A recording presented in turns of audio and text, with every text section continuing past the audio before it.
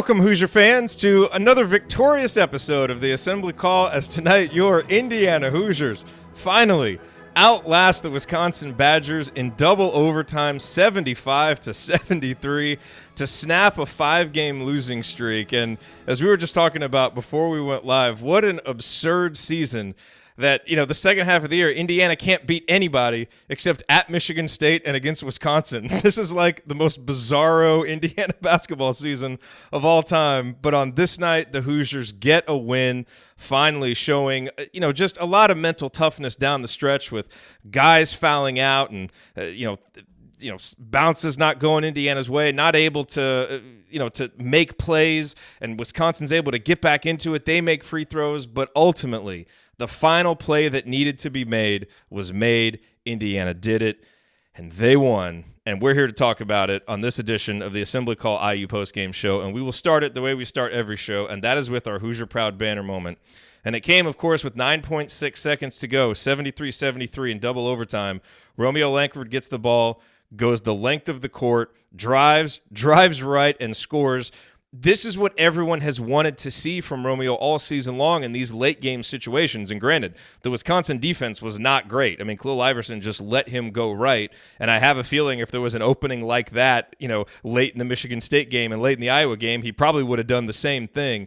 But he did it here. He scored, puts Indiana up 75-73, and it really capped what was just a tremendous 2 overtimes from Romeo. He scored 13 points in the overtime periods, finished with 22, and on a night when so many guys fouled out, Juwan Morgan fouls out, Justin Smith fouls out, Al Durham fouls out, Romeo Langford played 45 minutes, 7 rebounds to go along with the 22 points, and just made a lot of big buckets. And we'll talk, there were some possessions where he stood in the corner too long and didn't get involved, and, there was a lot of questionable late-game execution. But on this night, the biggest play that needed to be made, Romeo made it, put the Hoosiers on his back on that play, and delivered the 75-73 victory for the Hoosiers, snapping the losing streak. And finally, we have another victorious episode here of the Assembly Call and a win that we can talk about, which we will continue doing here as we move forward on the show. All right, tonight's Hoosier Proud banner moment brought to you, as always, by our friends at Hoosier Proud and Home Field. At homefieldapparel.com, you will find the comfiest and most unique licensed IU apparel available anywhere. And at HoosierProud.com, you'll find great state of Indiana-themed apparel while sending 10% of your purchase to causes around Indiana like the Hoosier Veterans Assistance Foundation. Both brands were started by an IU grad, and all Hoosier Proud and Home Field apparel is designed and printed out of Indianapolis. And with the Big Ten and NCAA tournament looming, be sure to check out Home Field's Indiana All the Way t-shirt featuring an IU basketball design made popular during the school's championship run, something that you can reflect on nostalgically, as Indiana probably won't be in the NCAA tournament, but hey, you win this game, maybe it can start a big run for the Hoosiers. It's late and it was a double overtime game, so we'll dare to dream here, at least for a moment. And then, of course, you can check out the vintage Bison hoodie on the tri-blend material, which we all love, especially with the low temps in Bloomington, which we're going to get to experience this weekend as we will be in Bloomington. Just a reminder that if you're going to be at the Michigan State game, to let us know, because we'd love to say hi. But I have a feeling we'll all be packing our Bison hoodies for that trip. Get a brother, get some coupons. Yes, don't forget to use the promo code ASSEMBLY at checkout for 15% off your order on either site. That is promo code ASSEMBLY at HoosierProud.com and HomeFieldApparel.com. All right, well, it is time to move the ball, find the open man, and get some opening thoughts from the rest of our team. And let's start with Andy Bottoms. Andy, your bottoms line on this thrilling, exhausting Indiana victory. Well, for those in the Eastern time zone with me, welcome to Wednesday. I mean, what a crazy game. We saw a game in which Ethan Happ fouled out. We saw IU beat Wisconsin in a season that they've lost, as you said, to everybody but them and at Michigan State since the turn of the new year. And so it's just the way you draw it up. Never a doubt, right? But ultimately, it just feels great for these kids to be able to get a win. You kind of wonder, you let your mind go in places when they blow that 13-point lead and you get that here we go again feeling, and you start to wonder how many times these guys can pick themselves up over the last couple of weeks, to come back from that Minnesota game, give great effort against Purdue, lose a 2-point game, to go play so well at Iowa, lose that one as well. On some crazy shots. And you kind of felt like they were starting to turn the corner. They let Wisconsin back in it, which feels like a lifetime ago. And and then to see them be able to bounce back and somehow without Juwan, Justin Smith fouls out. You're playing the front line of a guy that was throwing up before the game and a guy who'd played 20 some minutes over the course of the entire season in the front court for basically the entirety of overtime against Hap and Wisconsin. And just has to feel great for those guys to be able to get a win like this and be rewarded for something that they earned based on how hard they've played these last few weeks. And who knows, if this season has taught us anything, it's that any singular game means absolutely nothing in terms of what will happen in the next game. But just happy for these kids to be able to get rewarded and earn a win against a team that IU's had a ton of trouble with, but quite frankly, against anybody at this point feels pretty good. So a lot to talk about to the extent that we can actually remember how we got here, but exciting for them and just a great win for them. Finally get a win at home, and we're sitting down right now at the press conference of three freshmen in Romeo, Race, and Rob Finnessy. Those guys were all pretty big tonight. So lots to talk about. Absolutely. All right, Ryan, this is your last chance to rant about Ethan Happ, but my sense is you're going to have something else that you want to talk about on this. No, I mean, Happ was evening. Ethan Happ. He was flailing around, getting calls and whatever-ness, but you know what? Indiana never has to see him again unless they face him. I just jinxed it. You jinxed it. Dang it. No, actually, no. You know what? If we get so lucky as to make it that far in the Big Ten tournament, fine, we'll take that. Here's the only thing I want to say about tonight is Romeo Langford 45 minutes, Al Durham 46 minutes, Rob Finnessy 43 minutes, Race Thompson, who had played 22 minutes all season, played 21 minutes. Those guys all stepped up and they all played out of their minds and played great basketball, especially on the defensive end in 50 minutes to hold Wisconsin to 73 points, to hold Hap to, he had 23, but he 9 of 18 from the field, 5 of 10 from the free throw line. I mean, they made him work for everything. Iverson really got going in the first half, but really didn't seem to have much of an impact in the second half. They really made Wisconsin work for everything. They defended the 3-point line. Wisconsin's the best 3-point shooting team in the Big Ten, shot 6 of 22, and that's because they were all contested. Yeah, I know. At the end, Trice dribbles to the center of the floor and turns and shoots, and there's really nothing you can do about that. If you're any closer to him, you'll foul him, which they did later. But it's just that they played their guts out and they deserve to win. They deserve to win in regulation. They deserve to win the first overtime. And then they finally put it together and pulled it off because of Romeo in the last overtime. But those guys were exhausted. You could see it on the floor. Deron Davis, I mean, he played 22 minutes, but he wasn't in shape to go a full game. He was sick. Puking 2 hours ago, 3 hours ago. Sick. I mean, he really did. And you could see when he get the ball a couple times, he missed layups because he couldn't get off the floor. I mean, he was exhausted. He was worn down clearly.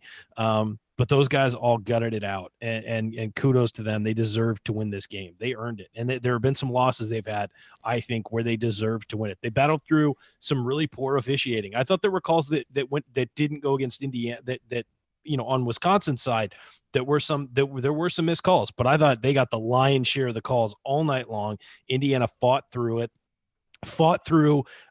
their starting front court being out with fouling out, fought through Al Durham, their best defender, fouled on the perimeter, fouling out, and still just continued to battle and continue to battle and continue to battle. And 24 personal fouls against 17 for Wisconsin, and still they wound up coming out on top. That is not a recipe for beating Wisconsin, and they did a great job to stick with it and fight through it.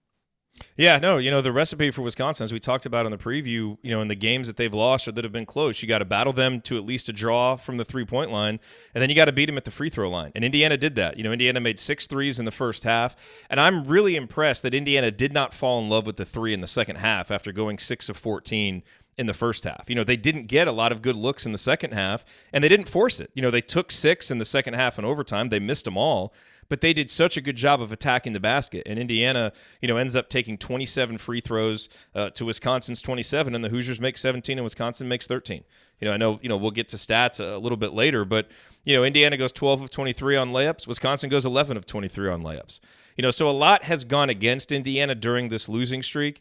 And I do think that there were some moments tonight when, Wisconsin would have a good look late and they would miss a couple of those layups, or Trice miss a couple of free throws. The one Brad Davis in 3 actually rattled out instead of rattling in. So some of those things, sure that was going down. I did too. Everybody did, and so it's nice, where those things are kind of even because Indiana had their own there, and then Indiana is the team that's able to make the play late. But, we'll get into talking more about, Romeo Langford. We'll talk about Juwan Morgan, who, had a really interesting night before he fouled out. But let's spend a few minutes on Race Thompson because I thought the game really turned in the first half when Race got in there. There was a little stretch where it was 12-12, and Fitzner and Deron Davis come in. Wisconsin immediately has a 5-point possession. They get taken out, and Race Thompson, I thought, really did a good job defensively of containing Ethan Happ and kind of slowing down what Wisconsin had going down in the post. And, didn't play a ton early in the second half, but then played huge in the overtimes because Juwan Morgan was out and really had one of the more impactful one-point games that you'll ever see from a freshman. Just made smart plays, like the little tap pass that he had whenever that was, when Rob Finney got it to Deron Davis. I guess that was what made it 73-70, and then Deron missed the free throw. But he really showed tonight, Andy. We know Ryan will come in and remind us of his thoughts on Race Thompson, but he really showed us tonight what we've been missing, which is a guy who can come in off the bench and either replace Juwan or play with Juwan to be able to defend guys down low. And it's not just his ability to bang. He's pretty quick, and he plays so hard defensively. And that's what really stood out. And so I think even though it doesn't necessarily pop on the stat sheet, I thought he was so important to Indiana being able to get this win tonight. Well, I'm old enough to remember when Ryan discovered Race Thompson, so that's obviously important to remember. But I agree. I did really think, that was one of the first notes that I really took in the first half was that he had come in and played so well because to that point, IU had gotten nothing off the bench. They got off to a decent start. Devontae came in, didn't play very well. Fitzner had that rough couple minutes and never came back in. Deron looked like a guy who had just thrown up not very long before that and really struggled. And so he really had to step in, but I thought he did a good job of, giving Happ enough space. And then when he really got into him, he just walled up and really kept himself from committing fouls against Happ and Reavers and really anybody inside. I thought he just did a good job of using his body as best he could, making it hard to, shoot over him, but he wasn't swatting down at anybody. He wasn't really gambling. And he had some really, really nice closeouts. So it was one in particular, they kicked it out to Reavers at the top of the key. And it was just like a textbook closeout, chappy feet, high hands, just did everything that you'd want him to do. And I think, we will never know what he looked like playing defense when he came in, but this is where you can start to see a guy who's been in the system, albeit in practice last year, able to really step in and do the things that the coaching staff needed. So he had some big rebounds. I thought did a good job for the most part, positioning wise. And really, I thought he gave a good mix of what you need to defend a guy like Happ, where he was strong enough, but also, was able to move his feet enough. And that's something, if you think back even to the Hoosier Hysteria scrimmage, that was one of the things that stood out was he guarded, I think it was Jerome Hunter or maybe Justin Smith. I forget who it was, but really showed good quickness and kind of cutting off a drive in that game. And I think you saw that tonight. And against a guy like Happ with the variety of moves that he has, thought he kept up with him. Once he, had gotten back down to a certain point, just stood there with his arms up and tried to do his best to contest shots. So a really impressive performance from him. Certainly a guy who's feels like he's earned some additional minutes after basically doubling his minute output for the season in this game. Ryan, yeah, I think you're seeing what Indiana's been missing in Race Thompson. I mean, the kid could have made a huge impact this year, and it's unfortunate that he didn't get to this point. Now he's starting to. And you're really seeing it. And this is the kind of stuff we saw on high school film when you watched it.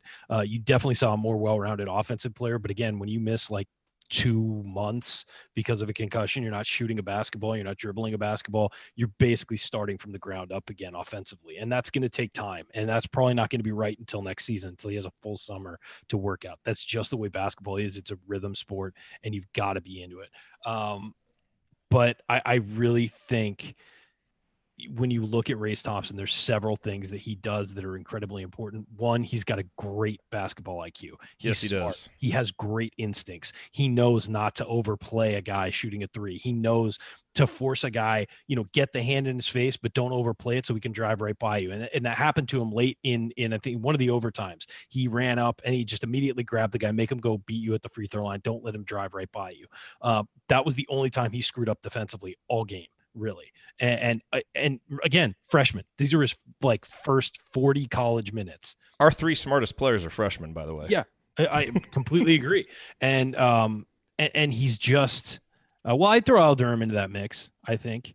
I think Al Durham's he's a sophomore. I would put him as one of our smartest players. But no, just the basketball instincts that Race Thompson has are fantastic. And when you look at how he fits into next year, I think he just steps right into Juwan Morgan's role. Now, of course, you got to fit Trace Jackson Davis in there, and there's some other things that have to go, but he's the guy who can do the inside outside stuff that Juwan Morgan does. And he can be the aggressive rebounder. He can be the guy that just takes a pounding defensively and looks fine. I mean, he, at one point on the broadcast, they said he didn't back down when they tried to back him down. He took the impact and stayed right there and kept his feet planted. And he made life difficult for Ethan Happ. He outplayed Ethan Happ, offense versus defense there. He outplayed him. Now, again, you got to get him working on the offensive end. But even on the offensive end, you see the basketball instincts when he caught that pass, when they were running up the floor, and he just gave it up immediately. He knew, look, I haven't shot free throws in a long time. 1 of 2 tonight. I don't want to go to that line again. Give it up to the guy who can shoot free throws in Rob Finney. Just a smart player, an instinctive player, and a guy that we desperately have missed this year. And every time he steps on the floor, IU fans should be excited about the future. Here's something fun to imagine. Next year, with that defense from Race Thompson, defending Trace Jackson Davis every day in practice. How good are those guys going to get? Just going up against each other every day in practice. I'd buy a ticket to that.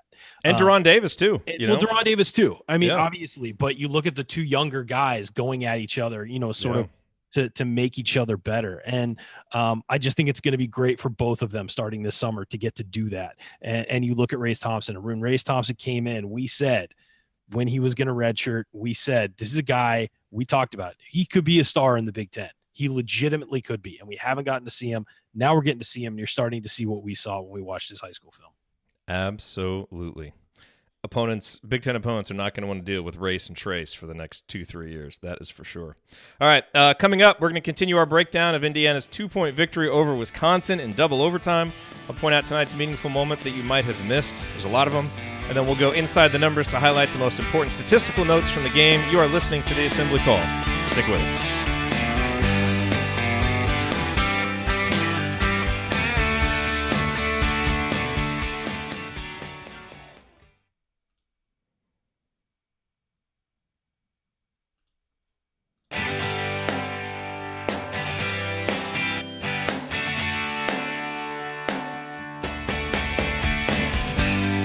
You're listening to the Assembly Call IU postgame show, a late Assembly Call IU postgame show, but man, an exhausted one, but a celebratory one as the Hoosiers beat Wisconsin to end the 5-game losing streak. I'm Jerod Morris. I'm here with Andy Bottoms and Ryan Phillips, and we're breaking down every angle of this victory over Wisconsin. And guys, it's time for tonight's meaningful moment that you might have missed. And look, there's a lot of them. I mean, in a double overtime game, there are so many moments that decide the game. Like, remember the big shot Rob Finney hit was at the end of regulation? I mean, there's so many moments. But to me, the one that really was the biggest in even allowing this game to come down the stretch, and I'm going to be really interested to get your guys' thoughts on this. Indiana came out at the start of the second half after really playing well in the first half, having a 4-point lead at halftime.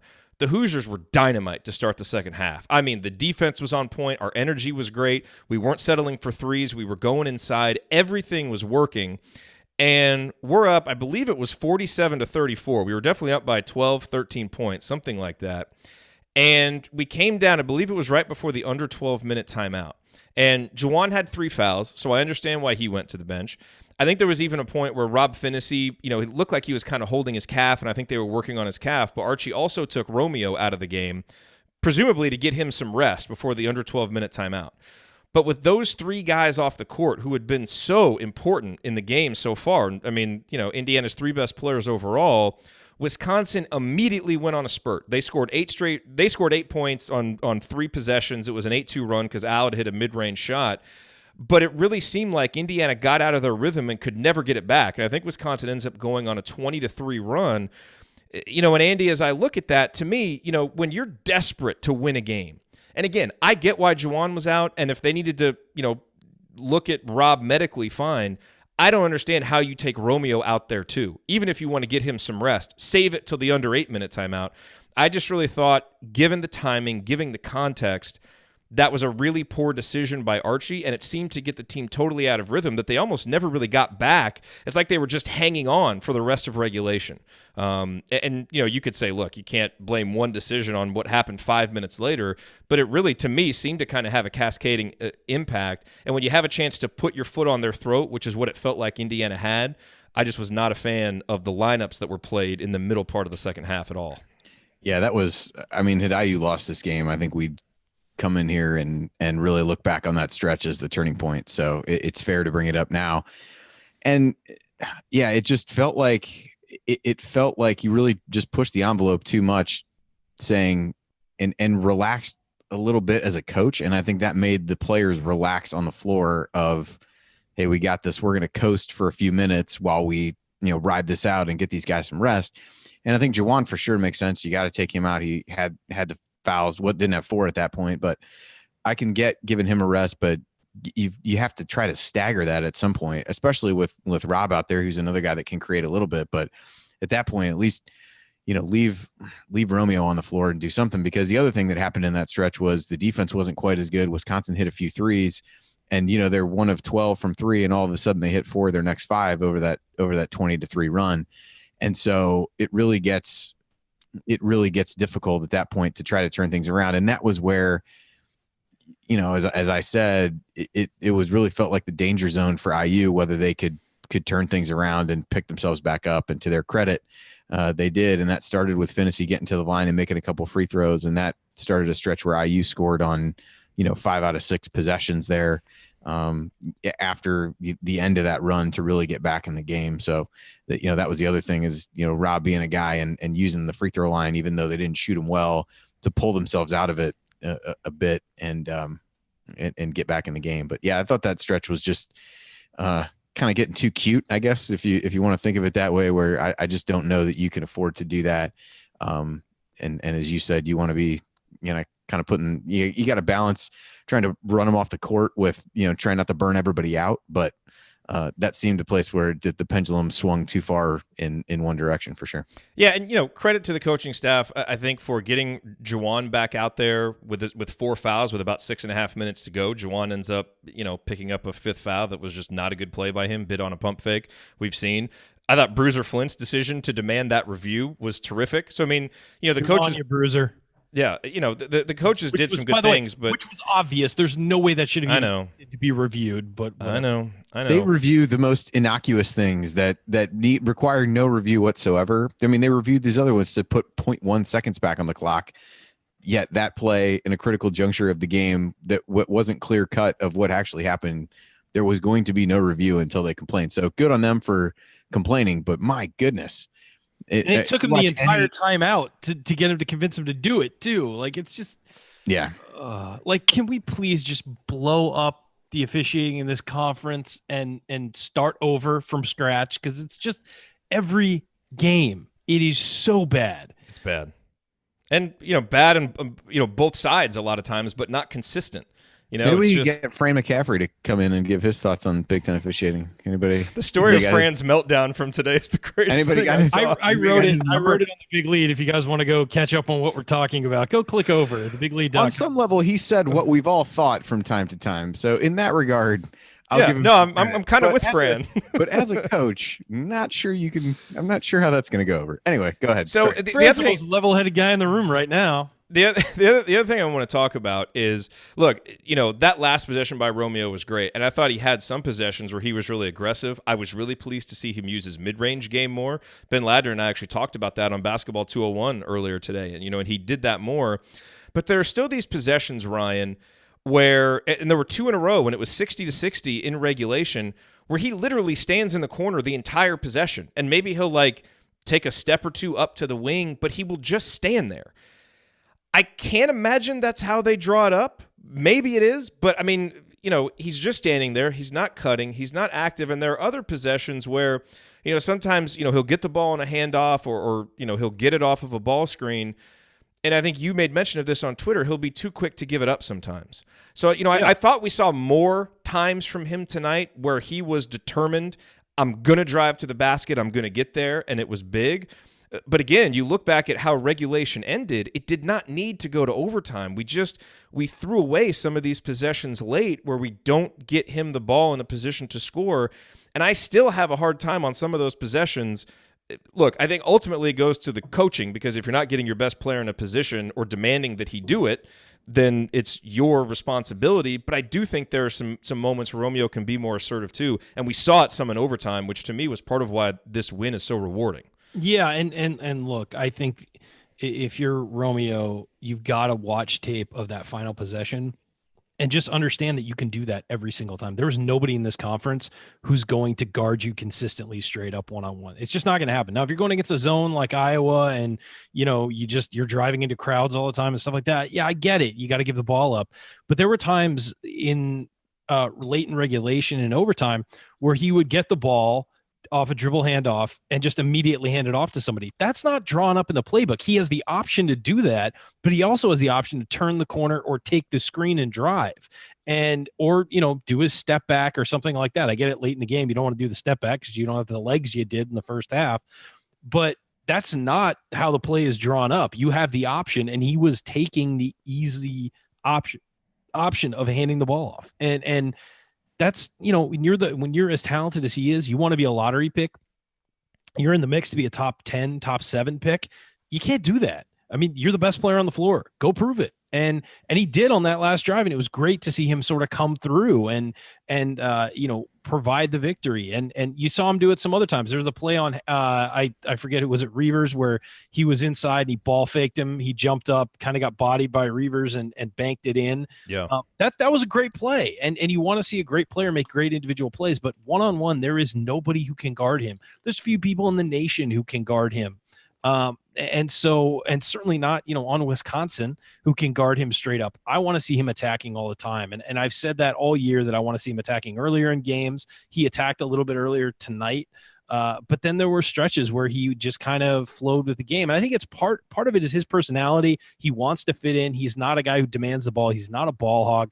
He's a guy who plays within a system. He, doesn't want to be like the only guy doing anything. He's always been that way. That's the way he was in high school. He scored a lot, but he played through the team system. And when he get the ball, he'd attack from that. He wants to be a guy who fits in. He wants to be part of the team.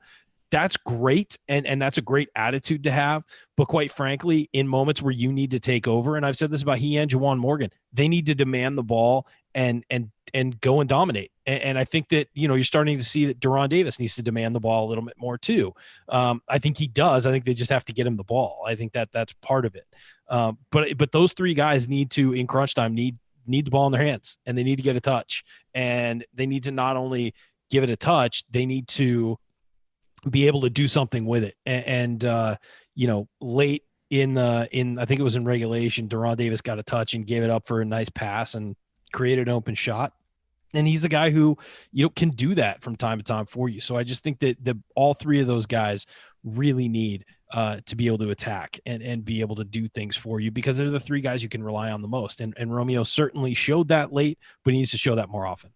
Yeah. The one thing with Romeo that I would say is some of those plays that you talked about where he gave the ball up really early, what that doesn't do, it doesn't actually, all that movement is designed to force the defense to react to something. And in an ideal world, create space even where he's drawing other guys to him and he can kick it back out to a shooter. But if you're giving it up a step inside the 3-point line, that's not actually happening. And there were definitely times, anytime he turned a corner and had a switch with Brad Davison on him, like he has to drive him. And that play that Ryan mentioned was a good one where even if you can't get all the way to the basket, you're doing something to make the defense react. And that nice kind of step under and making the bank shot was good there. And he even said as much after the game, it sounds like, in some of his comments about learning from those other late game situations and trying to be more aggressive. He didn't really take jump shots at end game scenarios tonight. And even the one at the end of, I guess it was the first overtime where it looked like he got bumped on the perimeter before, review number 26 of the night. You could tell he was trying to put his head down and drive.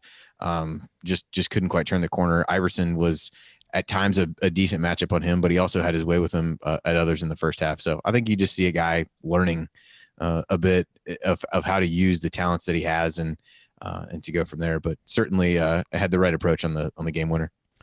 Andy, let's hit numbers here quickly. Look, you hold Wisconsin to 0.97 points per possession. That's really good. I mean, just another game where Indiana's defense, really drove the victory. And I think that's one of the reasons why I'm so proud of this team and just so relieved that they got this win, because they've played so hard defensively for 130 minutes now over the last 3 games, and they got rewarded for it with the victory. But, I mentioned this already, but I think it's so important.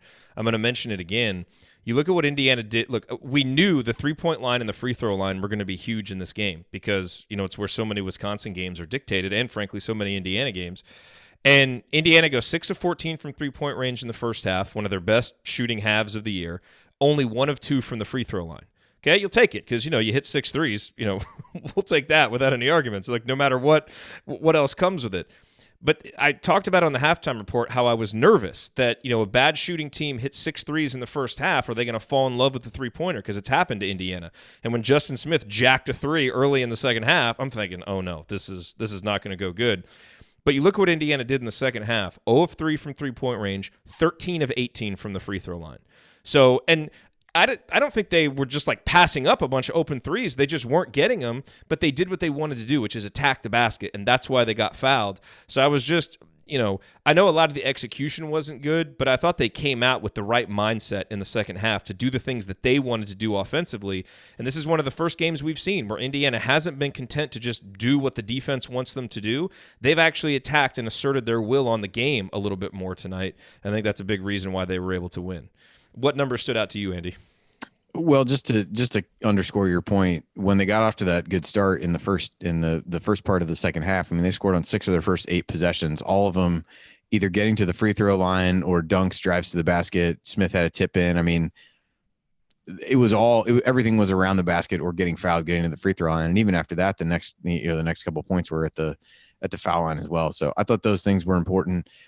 You certainly, for those who have watched this team all season, I think everyone was reasonably skeptical that the 3-point shooting would keep up, and they certainly didn't fall in love with it at all. Just took those 3 in the second half, as you mentioned. Turnover-wise, there was a flurry of them in the first half that was really, I think, 4 out of 6 possessions at one point. They turned the ball over. But if I'm looking at this right, they had 4 in the second half and just 1 over the course of the 2 overtime. So the basketball wasn't pretty and the shots weren't always good, but they did take better care of the basketball and at least were able to get shots and get opportunities to be able to score. Thought those were important. Transition points, I thought they ended up with only 10 fast break points, but I do think there were a few of those opportunities that really got the crowd into it. Those were big. Second chance alley-oop to Justin Smith was beautiful. Yeah, that's pretty second sweet. Chance points were big early, but that kind of tailed off a little bit. And then the assist number was pretty low in the second half. I think they ended up with 11 assists for the game. A lot of it, just trying to get the ball to. They only wound up -3 out of the bench. Yeah, that was given how the bench play started. That was God. But then again, Duran was off the bench and Justin Smith was a starter. If you because of the illness, you flip those, you might get more out of the bench. So yeah, Justin Smith finished with 12. So like you said, that I think the not a ton else sticks out. They did a good job getting to the free throw line, just not a great job of converting. Out rebounded Wisconsin, and like I said, the turnovers tailing off in the second half, I thought was a big key from a team standpoint. Ryan, any other numbers that you want to talk about before? I apologize. I had to use the rest facilities, so I missed what you guys talked about. But I would say that if you looked at the scoreline and said that Indiana was going to outshoot Wisconsin from 3-point range percentage-wise and tie in the number made, and you told me that they were going to outshoot Wisconsin from the free throw line and out-rebound them, I'd have told you they won this game. I wouldn't think it would have taken 2 overtimes, but I would have told you they would have won the game. Difference in the game was, of course, that Indiana had some guys in foul trouble, and I think that they let Wisconsin get back into it in that stretch you were talking about where certain guys weren't on the floor. But, I think that in some ways, given how mixed up the bench was in this game and with the foul trouble, and then plus, Deron Davis maybe not feeling great and them having to play some guys that maybe they didn't want to in certain situations. I mean, how much did Devontae Green play in the second half? I mean, I barely saw him out. Almost none. He jacked that bad step back 3, and then he didn't play again until Alduran fouled out. And so you have a thin bench guard wise, because of that. And so you did see Zach McRoberts get in a little bit, probably in lieu of him, but it was just kind of in flux. And again, I think that just where we're at with this team, not getting what they were supposed to get from certain guys this year, that really the bench is going to be, and the way the bench is used and the way the substitutions are used are going to feel weird until next year when you have a more balanced roster. This team just doesn't have it right now. So they're kind of just fighting through, and the coaching staff, I agree, they need to be better with the way they use their substitutions and everything. But quite frankly, I don't envy the position they're in right now. Andy's going to have to go back to lineup analysis. We thought we were done with the substitution. We're not going to do that. We don't want to take years off Andy's lineup. Don't pull me back into that. Don't you pull me back into that. You can't do that to me. Won't do it. The other thing I would say is just in general about the defense on Hap. There seemed like stretches where he really scored in bunches as we've become accustomed to him playing him. But they really, he had 23 points. He took 18 field goal attempts and 10 free throws to get 23 points. So he's a guy who's going to score, particularly on a team like IU that doesn't have a great matchup for him. But I did think they made his life difficult, forced him to make some passes out to guys.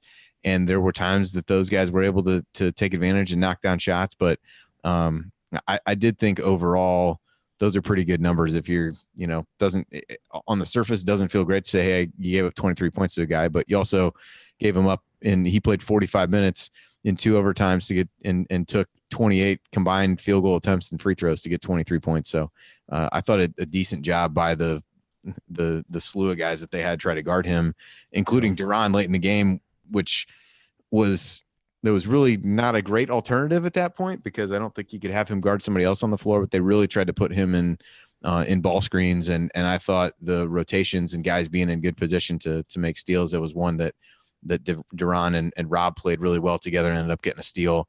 Just thought there were some of those scenarios where from a team defense standpoint, they really covered for one another in situations where they needed to find ways to get stops against Hap.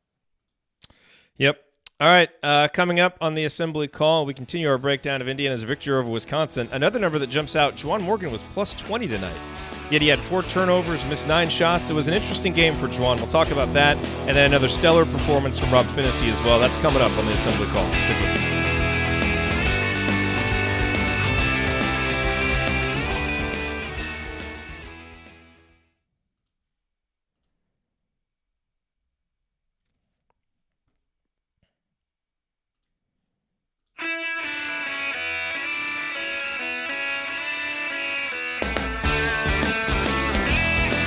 You're listening to the Assembly Call IU postgame show. Catch us live immediately following every IU basketball game. No matter how many overtimes there are, no matter how late it ends, we will be here for you, as we are tonight, plus every Thursday night at our website, assemblycall.com.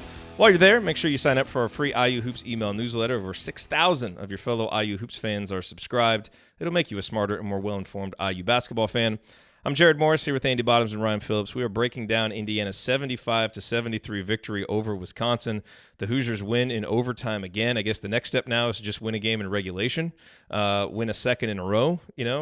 Baby steps, I suppose, as we come out of this losing skid. 2 guys, though, that I want to talk about here to begin this segment, Juwan Morgan and Rob Finney. Let's start with Juwan, Ryan. And look, you look at the numbers. He had a great rebounding night, 15 rebounds, 5 of them offensive, 10 defensive rebounds. He had 3 assists. I thought there was a really important play he made in the first half when it was 17-12 after that little 5-point possession that Wisconsin had. And, we had kind of put the clamps on him defensively after that, but we weren't getting anything going offensively, and he got a defensive rebound and was just like, you know what, screw this. I'm taking it, going the other way. It was really awkward, but he got fouled, made 1 free throw. It's the kind of play that you've been wanting to see from him, Ryan, where you say, like, when things are going bad, those guys have to step up. I thought he did that. That spurred a little run for Indiana, that kind of got us back going after it felt like Wisconsin was kind of taking control of the game. But, again, and as I mentioned, Indiana plus 20 with him on the court. While his defense one-on-one against Ethan Happ was just so-so, and there's only so much he can do because of the size advantage and not wanting to foul. Not wanting to get into foul trouble. Right. Yeah. But I thought outside of defending Happ one-on-one, like in terms of rotations and activity and all those other things, I thought he really played a good game defensively, and I think that's why Indiana was better with him on the court. So, he took too many threes. He wasn't able to get going offensively outside of that little stretch at the start of the second half. And obviously we're all just glad that he was able to get back in the game after taking that elbow from Ethan Happ, which was not malicious or mean-spirited, but was absolutely flagrant.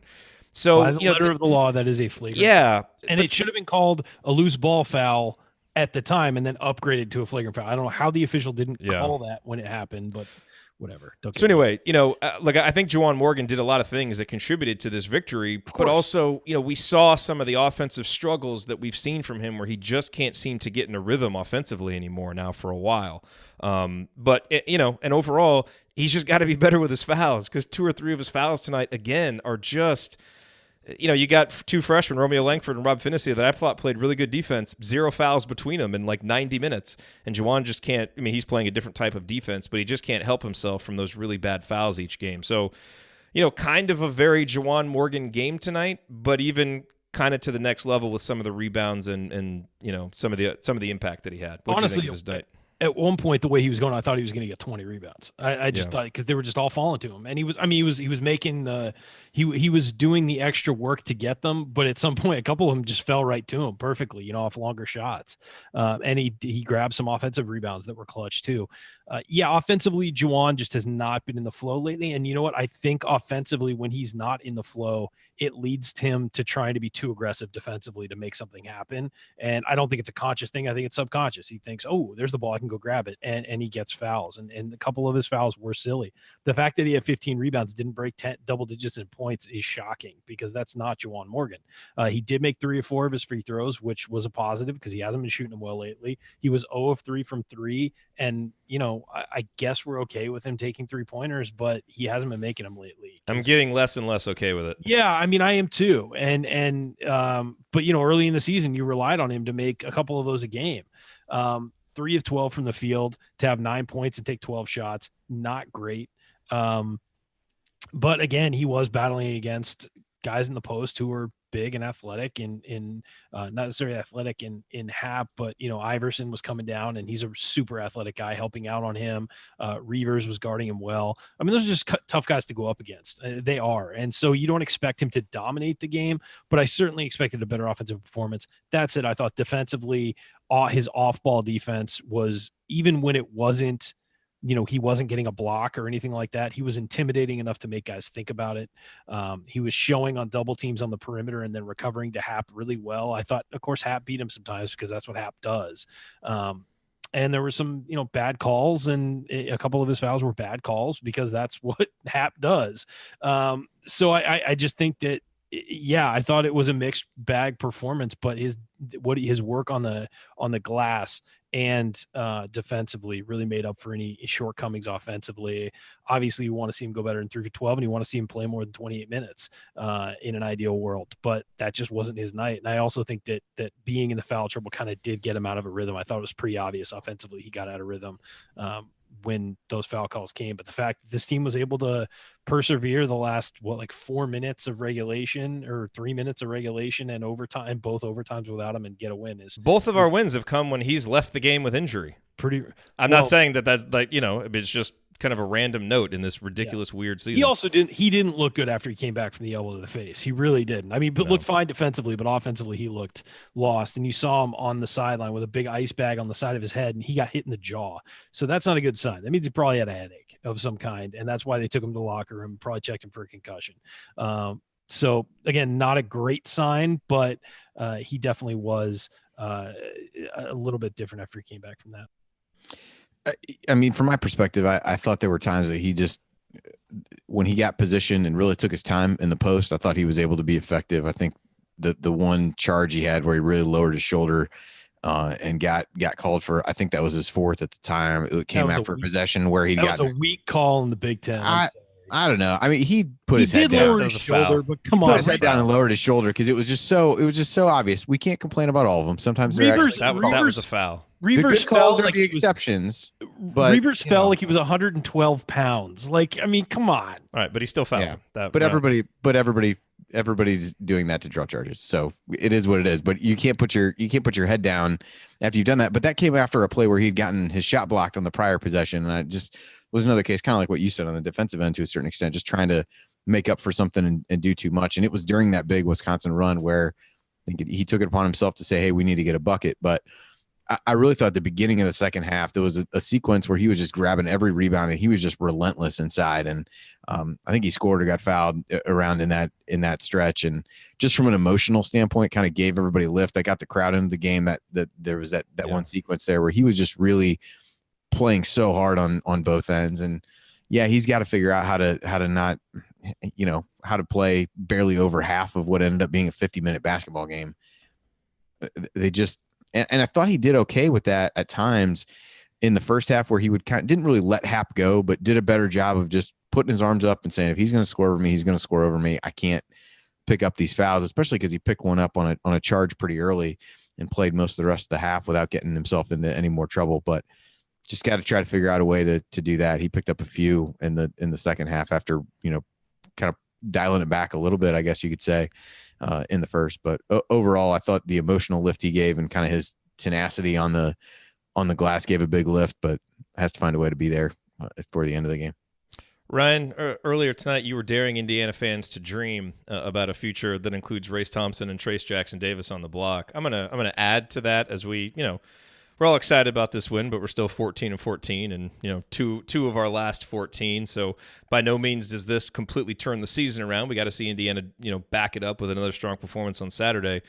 But if we're dreaming about the future, how about for the next 3 years, or no, I guess the next 2 years after this one, backcourt defense led by Rob Finney and Al Durham, because those guys are turning in to just, lockdown defenders on the perimeter. We saw what they did to Carson Edwards.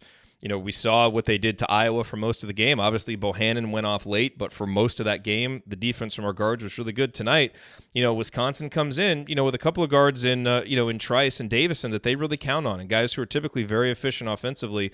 Trice ends up scoring 12 points, goes 2 of 10 from the field, obviously made those big 3 free throws late. Guess who fouled him? Not Al Durham or Rob Finney.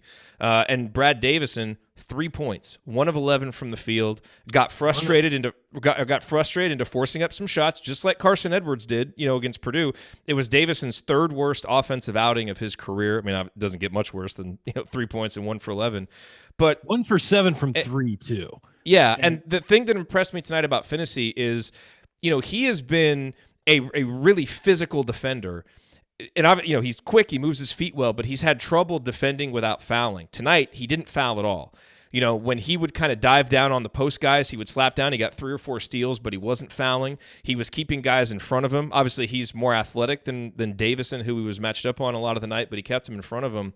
And, Andy, just really a really impressive individual performance from him. But then when you throw Al Durham into it too, who had a little bit of trouble with Trice late, kind of looked like Trice was pushing off on him a little bit, but Al also probably didn't move his feet enough. But those two guys just continue to really be stellar, kind of keying Indiana's defense out there on the perimeter. Yeah, Archie made a comment after the game. Rob Finney's playing as good of defense as you can possibly play as a freshman in this league, and I think he's getting back to the form that he saw before the concussion, and that's taken a while for him to get there. As everybody knows, he's watched some of these games and had gotten excited about the trajectory that he was on at the time when he went out with the concussion. But you're starting to see flashes of the same guy that you saw earlier in the season, and the same guy that we talked so much about during those games about how much fun it's going to be to watch him over the course of his career.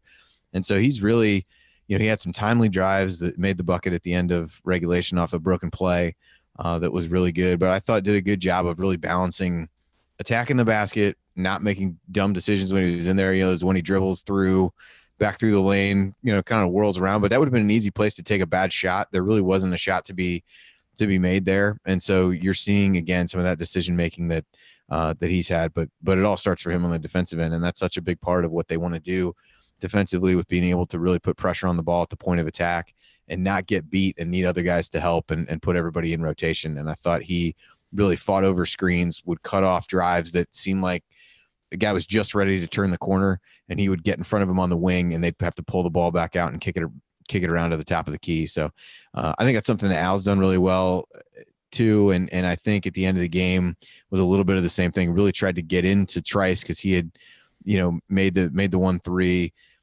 And it was, if you probably give him enough space, you may get the call on the push off. But if you're, bodied up against him and you're almost initiating the contact, it becomes a little bit harder to do that. So I've now defended the officials twice within a pretty short time span. How So dare you? We'll let you get your licks in here in the next segment. Don't worry. It's probably late. a sign that it's too late. I'm delirious. One real quick comment about a guy in the starting lineup that we haven't mentioned, Ryan, and that's Justin Smith, who I thought was better offensively tonight. The three-pointer was not a good shot, but he went off the dribble some tonight, but he was more under control. He only had one turnover.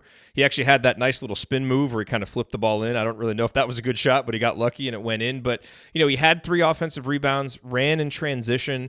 I thought, he was not a zero offensively. 12 points on 5 of 9 shooting, got the rebounds. Obviously, the 5 fouls, and that hurt. The last one, he slapped the ball. He got all ball. They called it because Hap had the ball. Yeah, but for a guy whose playing time has been up and down and didn't play much against Iowa, I was impressed with how he responded being in the starting lineup. I thought this is one of the better games we've seen him play during the losing streak, and I think it was a good step forward for him tonight. Agreed. I thought that he had the first possession of the second half. He tried to drive and wound up just missing everything, like the backboard. And I think it just went out of bounds. I don't even really know what happened there. But other than that, I thought that he was pretty much in control. And I think that when he wants to dribble, if instead of facing guys up and if he just sort of backs them down a little bit and then uses his athleticism to get over and around people, he's fine. But when he tries to drive at guys, he's so easy to steal the ball from and poke it out and or just get flustered. And then, he should never shoot a 3-pointer again this season. I mean, it's just he's so far off. Like, I don't care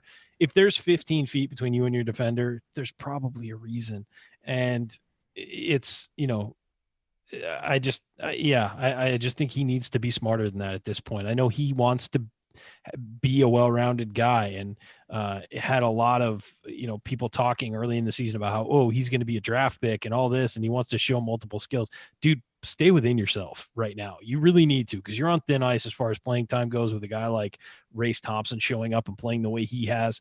You need to start accentuating the positives that you can bring to a game, and that's shooting and that's shooting in close, that's playing defense, that's rebounding, and then that's also going after and being a garbage man on the glass offensively. That's what he needs to be doing, and running in transition as well. As you said, you run in transition, and if you're a bigger guy, good things happen. We said that from the beginning. Cody Zeller stole 6 to 8 points every single game just by running in transition. If you're a bigger guy, if you're a guy who's above 6'8", run in transition. I really hope that no high school kids are up this late listening to this, but if you listen on the podcast, if you're a guy who's above 6'6" and you play in high school, run the floor. You will score an extra 6 points a game. You want to get those averages up. That's how you do it. And seeing Smith finally sprint down the floor for once, and look what happened. Finney found him for an easy lay-in. He's a guy who jogs a lot, and tonight he was sprinting. And so, it is an evolution. There was some better there. I don't know if there was a lot of great, but there was some better. And he just needs to be a smarter player for this team to succeed. Last thing that I want to mention before we get out of the segment, we have to talk about it. It was at the end of the first overtime when it's 68-68. Indiana has the ball on the sideline, and we run the play where Romeo just runs away from the play and is not involved, and Al Durham gets it and just shoots it when he had 2 seconds and should have dribbled. That was not good execution on a play where you have a chance to get a shot for the win.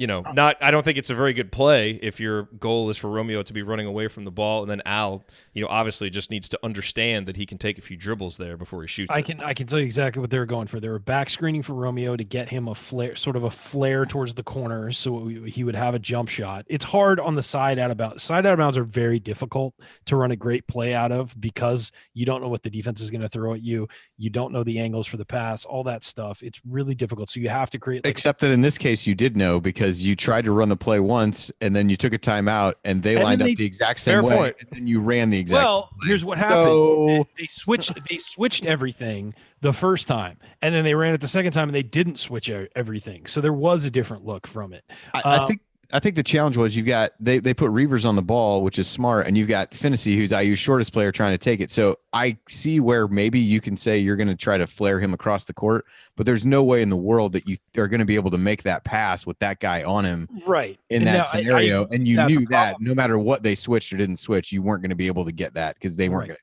Now that part I agree with, and they did set that up. But I mean, honestly, Finney is the guy who's inbounding that there because you're not going to have Deron Davis inbounding it there. You're not, maybe Juwan Morgan could do it, but he's out. And Justin, I'm not saying there were a lot better options on the court. Maybe Al would be the guy that you think of who was on the floor. But right, no, and what they did was they tried to get Al coming to the ball, get him closer to the ball or get him closer to the 3-point line and have maybe a dribble or two to drive and then get into the lane with it. He flared instead of flaring towards the hoop. He flared out, caught the ball far from the hoop. And I think he was just frazzled at that point. Yeah.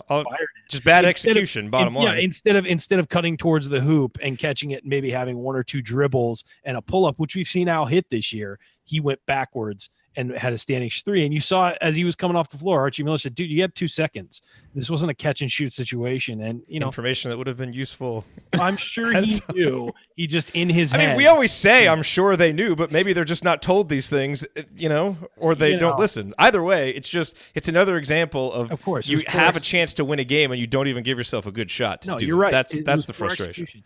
And you know what? I thought at the end of regulation, getting Finney a drive and pull up was fine. I thought that was fine. I thought that was run actually pretty well. And I was actually surprised at the shot they got. I was expecting him to get something from 40 feet, but I thought they actually got a pretty good shot, a pretty good look at least.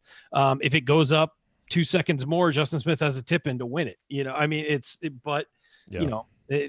those situations are hard. I will say, I think that for the most part, Archie Miller's out of bounds plays when they're under the basket, when they are a little higher than that one was. I think they've been pretty good this year. Don't do this to yourself. Don't do this to yourself. The shot clock running down. Let's lob it into Deron Davis. Okay. 8 feet from the basket. That's happened multiple times. Yeah, that's Aren't not. you trying to take the shine off of this win? Andy's had some great interruptions this segment. Those were not where the ball was supposed to go either time. I think we know. Okay, but that's still on the coaches. You're right. I'm just saying. I think we got to get better at that. And we were better at that early in the year.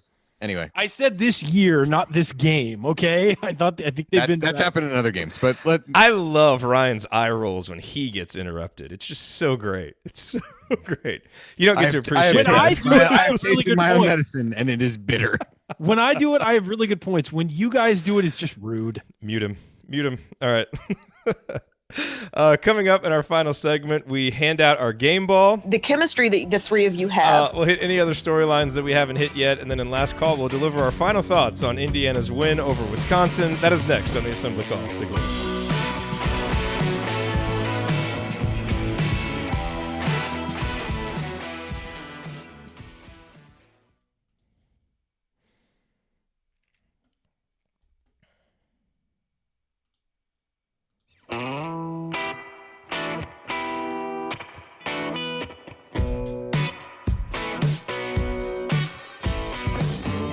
You are listening to the Assembly Call IU postgame show, finally breaking down another Indiana victory as your Indiana Hoosiers beat the Wisconsin Badgers 75-73 in double overtime at Simon Scott Assembly Hall.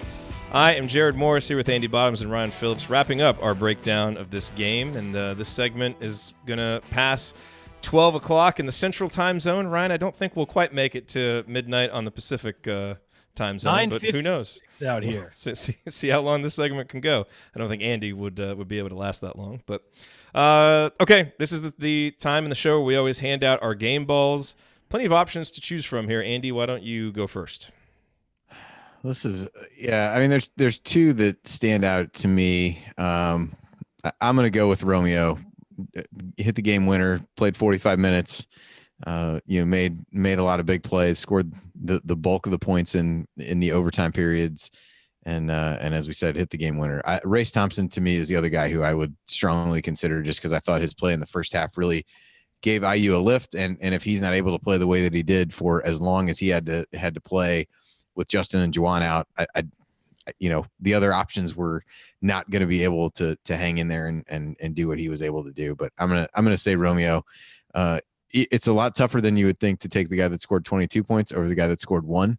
But I'll go with him.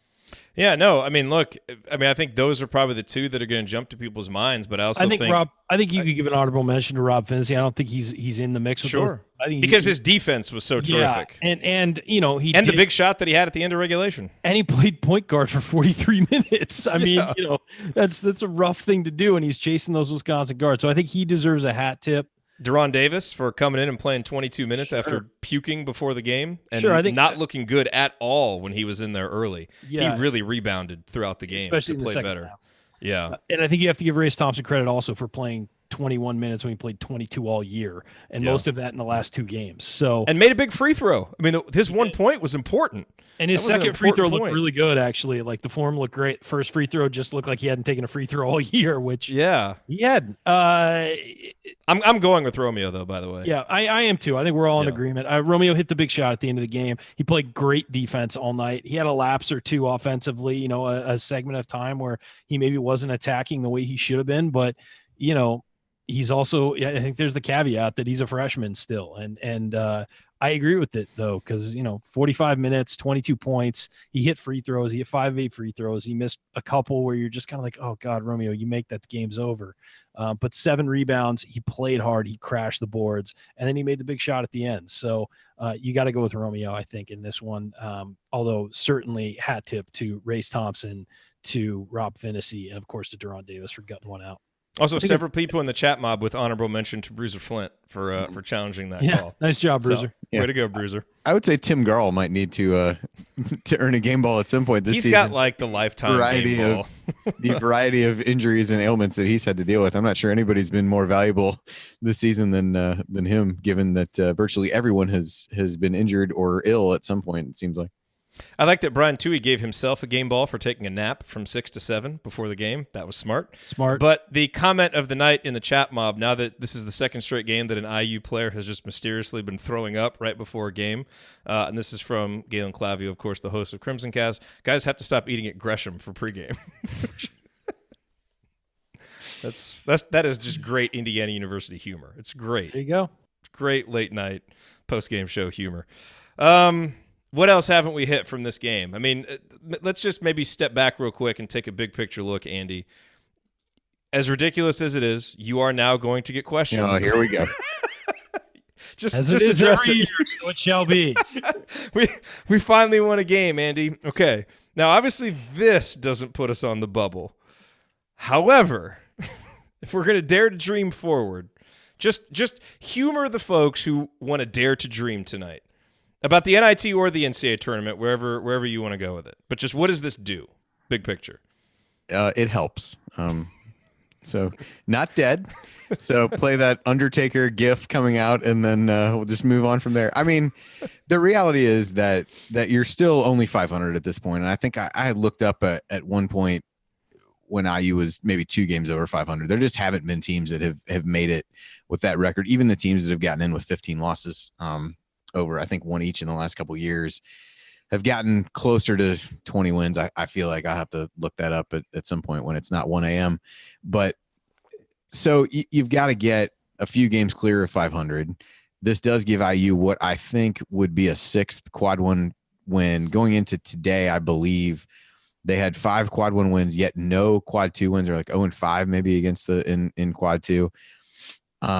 So it helps you. I mean, it gives you the hope to still believe in something. So that's good. But yeah, just have to find ways to keep winning. The good, I don't know whether this is good or bad, but the bubble is fairly shallow. I'm not going to get into the bubble is the worst we've ever seen, because we'll just save that for next year when everybody's saying this is the worst bubble we've ever seen. But it is pretty shallow. There aren't a lot of other teams right now that when I put together the projections that came out today, that were really considered in the mix. And even some of those have since lost, and some other bubble teams have lost. So to think that there probably won't be some kind of opportunity where teams are going to play their way out is naive. But, you've also got to try to envision this team stringing together multiple wins, which feels a little bit more possible in the way that they've played over the last 3 games than it did a few weeks ago. But it's certainly a quality win. The good thing about the Big Ten is there are almost no opportunities to take bad losses, which really is something that IU, I don't think any of the losses have fallen outside of the the top two quadrants at this point, which is fine.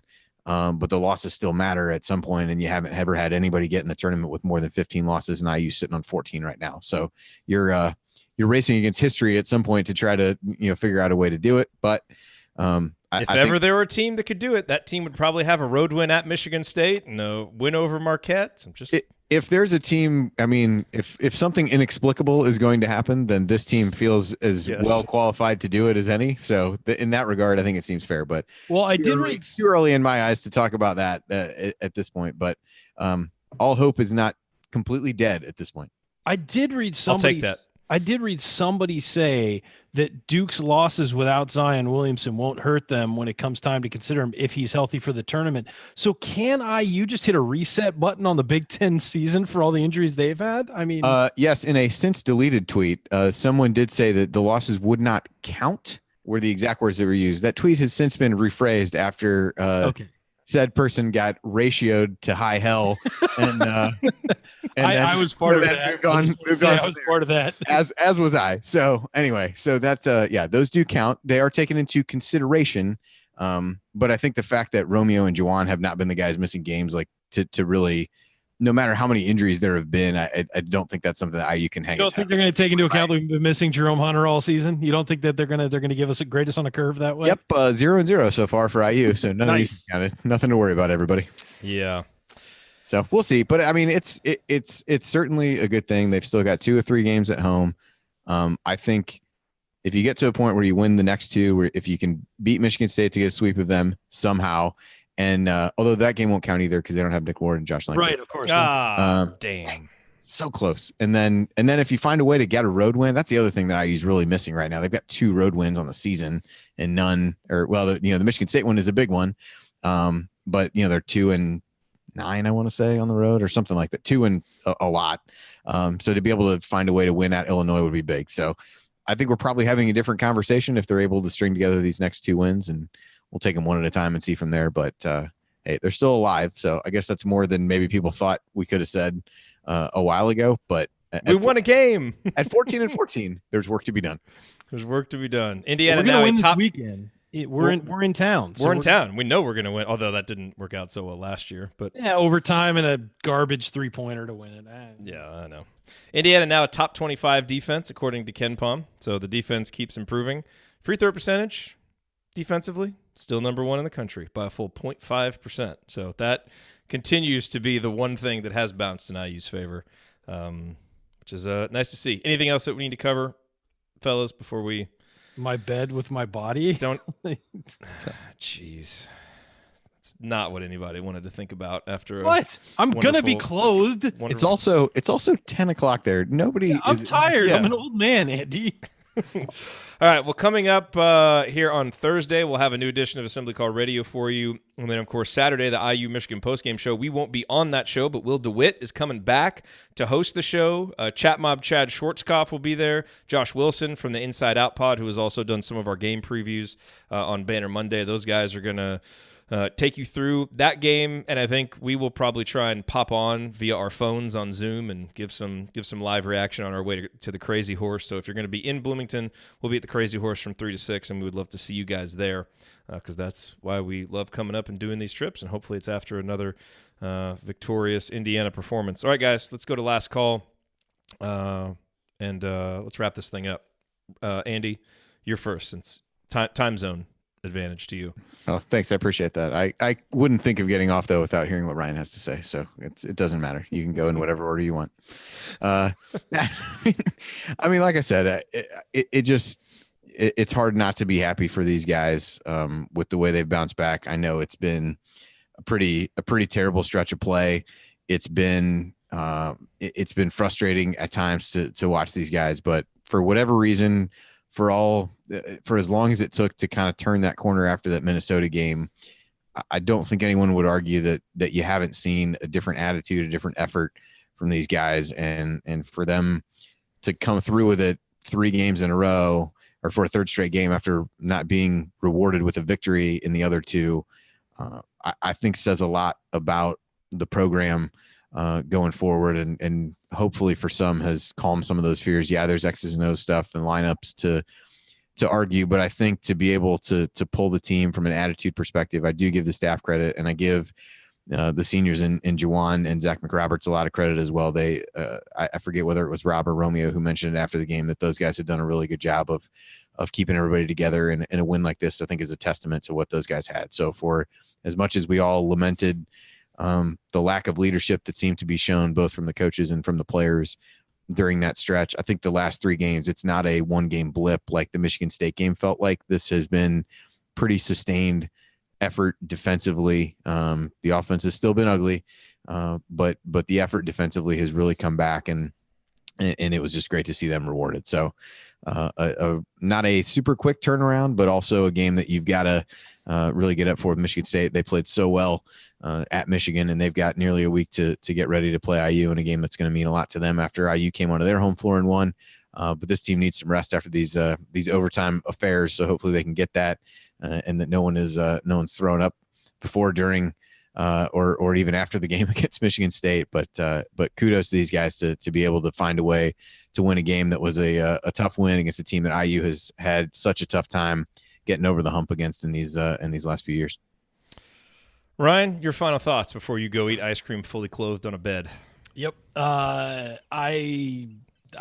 excited for this team to beat Wisconsin.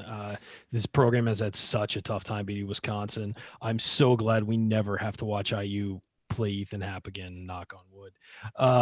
But no, I think I just think it's great for this team. As we said to start and we were talking before we went on the air, how this is just bizarro world that Indiana somehow went to the Breslin Center and won, and then somehow beat Wisconsin this year, but can't win other games. It's just insane. That those are like the 2 things you can almost always count on as losses for this program. And somehow this team that has struggled doing everything else won those games. Obviously the NCAA tournament is a pipe dream at this point, but this team needs to focus game to game and not start thinking about that. You beat Michigan State on Saturday after what they did to Michigan. And by the way, a Michigan State team that doesn't have 2 of their best players. That's a beatable team. Indiana beat that team on its home floor with Nick Ward, and Nick Ward is no longer there. Indiana plays smart, plays the way it's supposed to, and gets a good boost from the home crowd. Then you start talking about, okay, now let's go to Illinois, a team that's very beatable, and let's go beat them. You do that, then you get Rutgers at home. That's a team you can beat. Now let's go to the Big Ten tournament and make some noise. Stop right there. I'm just saying make noise. I'm not saying win the dang thing.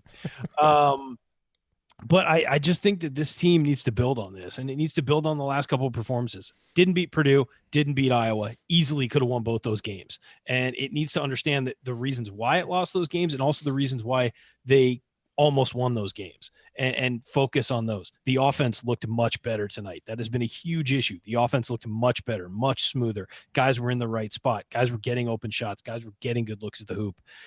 And then you look at that defense, and it just keeps building on itself and building on itself and building it on itself. This team is going to be a defensive monster for the rest of the year if they play this way.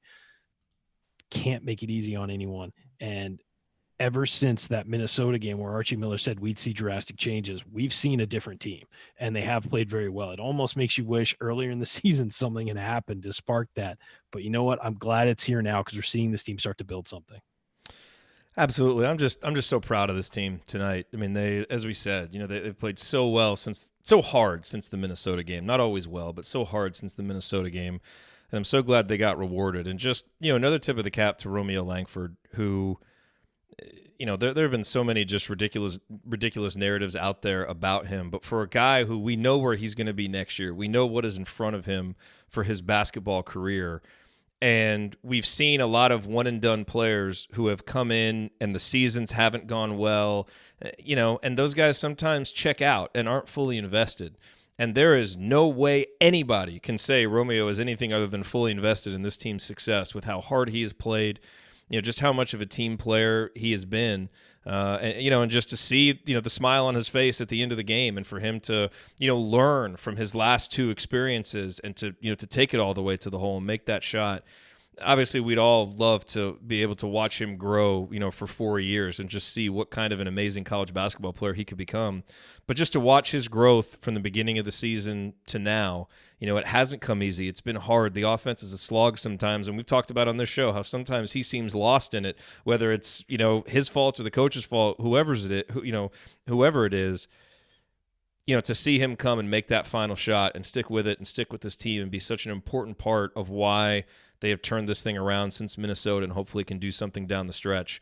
I know that chances are his legacy at Indiana isn't going to be hanging a banner and making a deep tournament run or winning a Big Ten title and all of this stuff. But I think when we look back on it, we're going to see a guy who just continued to play hard, continued to improve. And, even though, we know where he's going to be next year, he doesn't seem to be thinking about that right now. He really seems to be fully invested in what this team has going on, and that's what makes it so much fun to watch him play right now. All righty, that's going to do it for us on this edition of the Assembly Call IU Postgame Show. If you want to see us do the show live and be part of the live chat, make sure that you subscribe to our YouTube channel, youtube.com/assemblycall.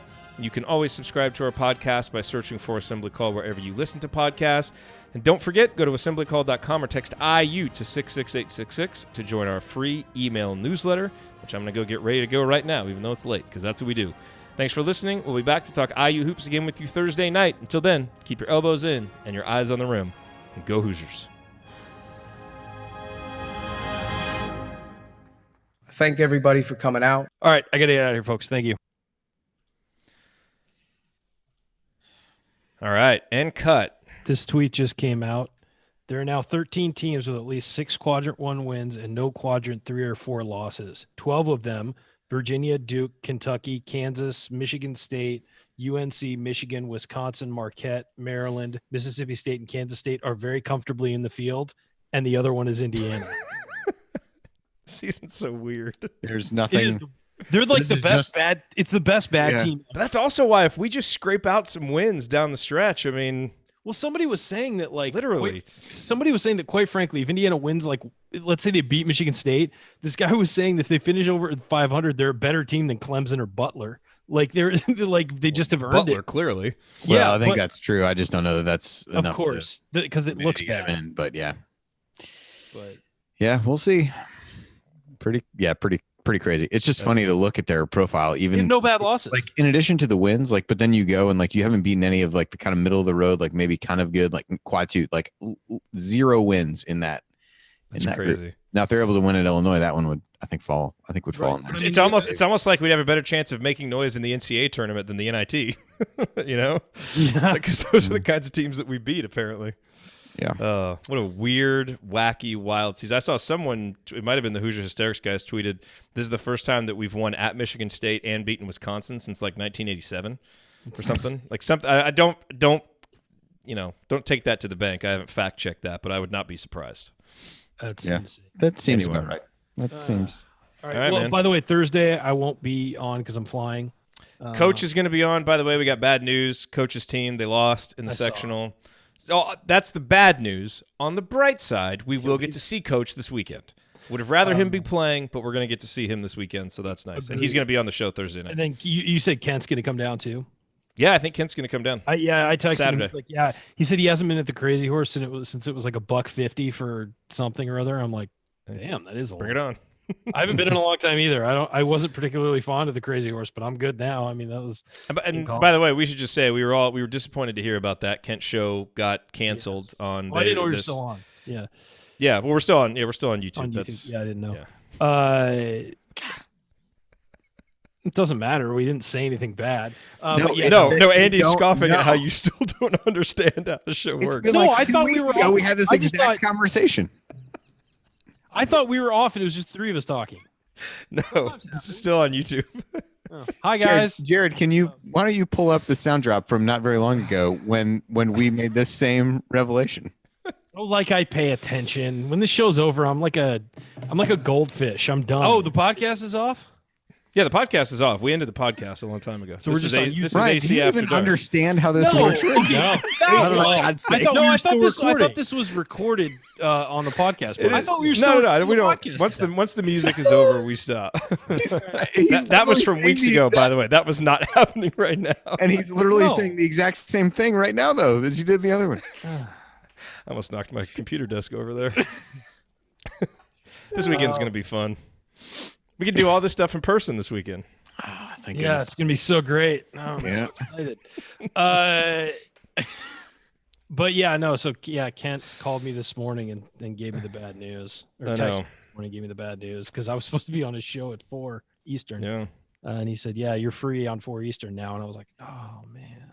He's been such a huge supporter of ours, man. I mean, he has believed in us, given us opportunities. So I hate to hear that, but as I told him, this just hastens the beginning of the successful Kent Sterling podcast. Well, somebody smart's going to pick him up, though. He's a great guy, and he's done a lot of great work. And that is that station's loss. So it is. Patrick in the chat said, in his defense, it is 10 o'clock there.